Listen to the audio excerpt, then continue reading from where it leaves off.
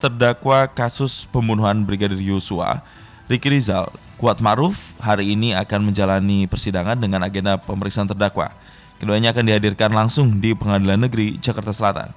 Untuk informasi terkait dengan persiapan jelang persidangan akan dilaporkan jurnalis MJN, Marcelina Tumundo, langsung dari Pengadilan Negeri Jakarta Selatan.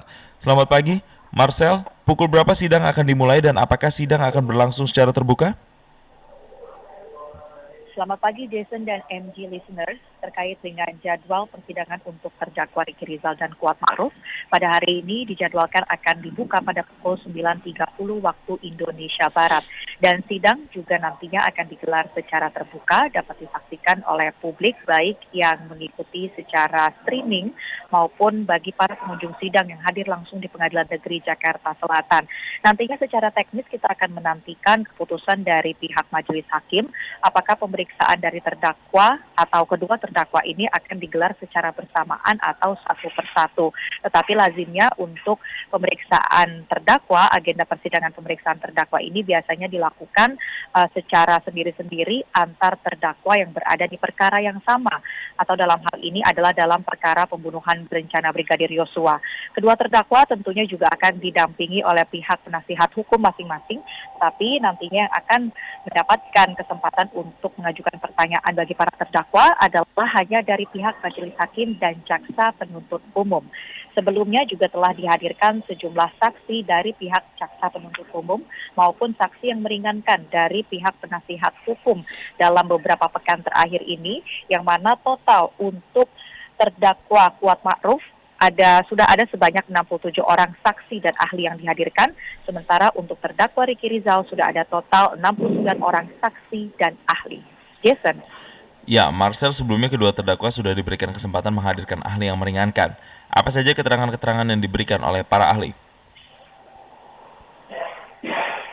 Ya, Jason, untuk terdakwa Kuat Ma'ruf pada pekan lalu sudah dihadirkan satu ahli yang merupakan ahli pidana dari UII Yogyakarta, yakni Muhammad Arif Setiawan. Ada banyak sekali sebetulnya keterangan yang menarik, tetapi salah satu yang kami catat, ini adalah Arif Setiawan menyampaikan dalam kesaksiannya soal pengertian turut serta melakukan pembunuhan. Ia menjelaskan tidak semua orang yang berada di lokasi pembunuhan Brigadir Yosua bisa dikategorikan turut serta melakukan pembunuhan.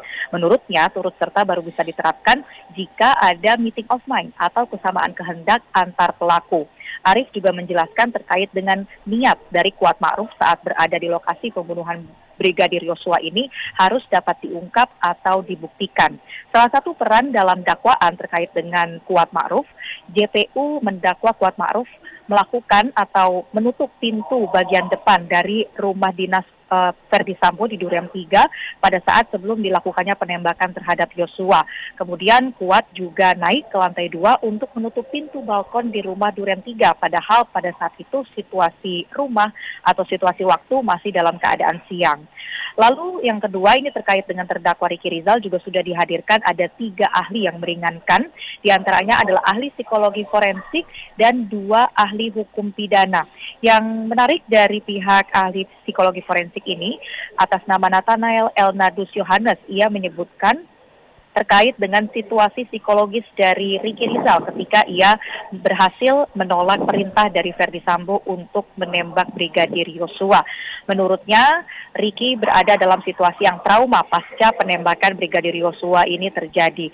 Lalu, ia juga menggambarkan kondisi psikologis dari Ricky Rizal cukup berani untuk melakukan penolakan terhadap perintah dari Verdi Sambo, dan hal itu menurutnya dilandasi dari adanya kapasitas dari Ricky Rizal yang memulai karirnya di kepolisian sebagai atau di bagian lalu lintas, sehingga menurutnya Ricky Rizal merasa tidak mampu untuk melakukan penembakan. Lalu juga ada keterangan dari ahli hukum pidana Universitas Bhayangkara, M. Solehudin, yang membahas terkait dengan hasil pemeriksaan poligraf atau alat pendeteksi kebohongan. Ahli hukum pidana ini menjelaskan bahwa hasil tes poligraf bisa dijadikan bukti yang sah dalam persidangan yang akan dinilai oleh majelis hakim. Itu beberapa poin yang kami catat terkait dengan keterangan dari para ahli. Tahapan pembuktian tentunya sudah berakhir dalam persidangan ini. Kita tinggal menunggu keterangan dari para terdakwa dan tuntutan yang nanti akan dijadwalkan lebih lanjut oleh pihak majelis hakim. Jason. Ya, Marcel, kemudian bagaimana dengan terdakwa lainnya sepanjang pekan ini? Seperti apa agenda persidangan terkait kasus pembunuhan Brigadir Yosua?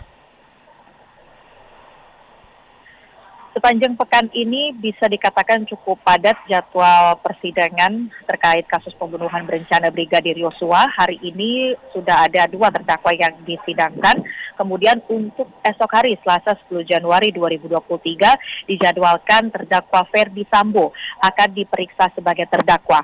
Dilanjutkan di hari Rabu 11 Januari 2023 terdakwa Putri Chandrawati juga akan diperiksa sebagai terdakwa. Lalu esok hari kita juga atau tepatnya di hari Rabu kita akan mendengarkan tuntutan dari jaksa penuntut umum terhadap terdakwa Richard Eliezer. Lalu di hari Kamis 12 Januari 2023 akan memasuki persidangan untuk kasus obstruction of justice atau dugaan perintangan penyidikan pembunuhan Brigadir Yosua yang mana ke-6 terdakwa akan mengikuti persidangan. Di antaranya Hendra Kurniawan, Agus Nurpatria, dan Arif Rahman Arifin akan mendengarkan kesaksian dari jaksa penuntut umum.